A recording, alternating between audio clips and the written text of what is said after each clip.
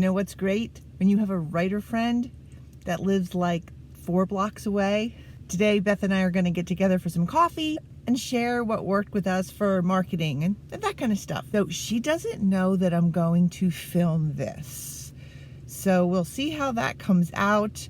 Probably not the whole thing, maybe just like the hello and a few little things, but she's just expecting me for coffee. See you soon.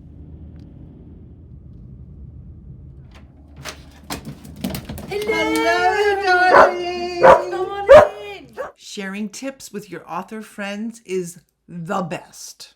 2 brains are better than 1. You can exchange marketing ideas, social media ideas. Last week, one of my best author friends and I, she lives just about a half mile away. We got together for some coffee and sharing some ideas. And I thought it was going to be, like maybe an hour. It was 3 hours long. So I'm going to share those tips with you. But first, welcome back. I'm Autumn Bordeaux, and here you will find author tips and maybe even a little bit of inspiration. If you haven't already, please give that subscribe and notify button some love. Thank you. And if you've already subscribed, thank you so much. So, a friend and I did author collaboration. We collabed. Are you ready? Update the pinned welcome post on your author page. Wait, what?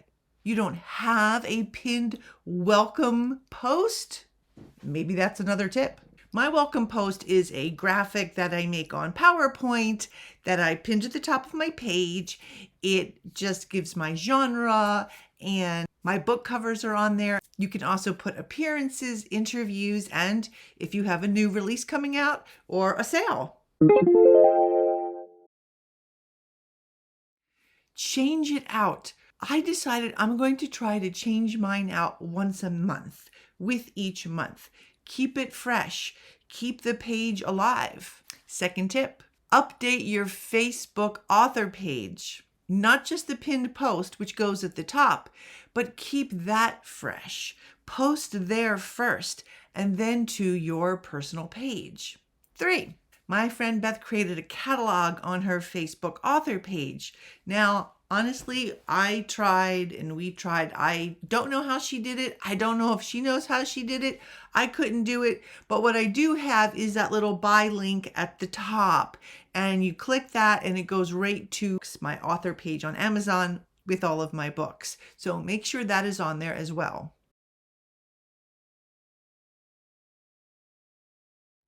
It makes it easy for readers to find your books. One-stop shopping. 4, vet your friend requests on your Facebook. Now, I don't know about you, but I'm always getting friend requests from colonels and generals and doctors. I don't think they're colonels, generals, or doctors. And I don't think they're readers. And it always surprises me that we have like 3 or 4 author friends in common. If they're a reader, and they might be, then you don't have to friend them if you think they're just kind of scammers or guys looking for who knows what. We know what. They can go like your Facebook page. 5, lots of people go on Facebook groups for advice, and that's great. There's so much awesome advice out there, but there's also a whole lot of not so awesome advice. So when you post something or you ask a question about your cover or your blurb or your tagline or your back matter or whatever it is, and somebody answers, check who they are first before taking their advice. Are they traditionally published, indie published? Are they successful, not successful? Do they have 1 book? Do they have no books? Do they have no sales? Do they have no reviews? Vet them first before taking their advice. I don't take restaurant advice from a non-foodie, and I don't take fashion advice from someone whose fashion style isn't mine. Is a turtleneck sweater a fashion style? It is in the winter. People are so generous with advice concerning the back matter, keywords, categories, advertising. But here's the thing. What may work for a romance book is not going to work for historical fiction or maybe even historical romance. Keep in mind your genre. A lot of answers, a lot of replies are not one size fits all replies. So make sure to keep your genre in mind. Number 6, no snark on Facebook comments. Stay away from the snark. I see it all the time. And frankly, I don't understand it. I mean, you're a professional. Why do you need to be snarky? But now here's the thing. A lot of people said that wasn't snarky. I didn't take it as snarky. Well, we're writers, and you know, tone can be tricky. And that's where the emoji is your friend. So before you write something, I always think WWMRD. WWMRD. What would Mr. Rogers do? Be mindful of that comment and how it appears, if it appears snarky on any comment that you leave. Number 7, involvement in Facebook groups is awesome. It's wonderful. It is a great way to connect with readers and bloggers and writers. But a lot of times people will do all of these great comments and I'll say, who is that person? And I'll click on them and I'll click on their page or just their Facebook, and they haven't posted for months. Nothing. All they do is comment. Keep your Facebook alive. Keep your Facebook page alive. Try to post often. You don't have to post 20 times a day. Sometimes I'm good with this, sometimes bad. Honestly, I've tried to up my game in the last few months, and I try to post maybe every day, every other day, just to keep it fresh and alive and out there in those, Facebook algorithms so it doesn't get lost. The bio photo. Do you have one? Is it professional? Is it something you might put on LinkedIn as a professional author? Getting a professional photo can cost some major dollars. A lot of people just don't have that. So it's really easy. Just go against a blank wall. That's it. And have somebody take your picture or set the timer on your phone. Take a bunch. Think, would I put this on my LinkedIn? A grainy photograph, something that you cropped because it was some picture that you took when you were on vacation and now you think it looks really cool and you put it up there and it's grainy and blurry, screams amateur. Just remember though, if you saw my video from last week about how to give good face on video and Zoom and Facebook calls, if you have a black background, don't wear a black shirt. Then you become the floating head. Number 9, use Instagram. So many writers just don't use this enough.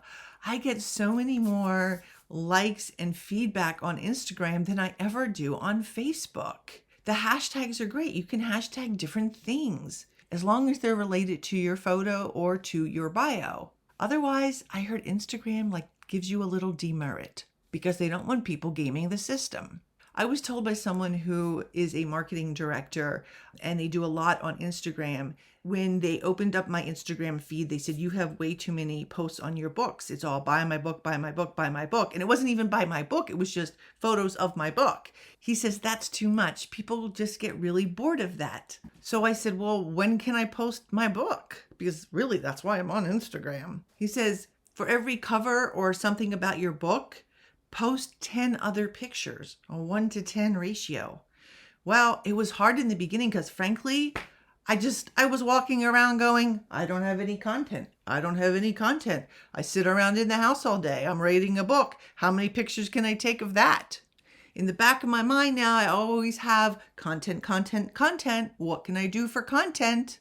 And I discovered that I actually do a whole lot more other content now than just here's a picture of my book, here's a picture of my book, here's a picture of my book ad infinitum. And that way I can hashtag different things. And you'll be surprised how many people will open up your profile. You can check that with your insights at the bottom and see how many people actually looked at your profile. You want to find an organic reach. You want to find readers that are organic. That just makes them sound like they came out of the dirt. You know what I mean. This year with Instagram, I'm trying to give my feed a more curated look. As you can see, I'm kind of going for a lighter vibe. I kind of chose colors that I like, that I wanted to focus on. You don't have to do that. I just kind of, what the heck, I'll give it a try because I do love pretty Instagram feeds. So we'll see if it works, if I can keep it up. The 10th tip that Beth and I shared was some very cool apps on our phone so that we can make promos and do cool stuff with our pictures on the fly, you know, while we're watching TV or in the car or waiting for something, right? And you don't have your laptop in front of you, but you have your handy dandy phone here and you want to upload some quick photos and do some kind of fun things with them.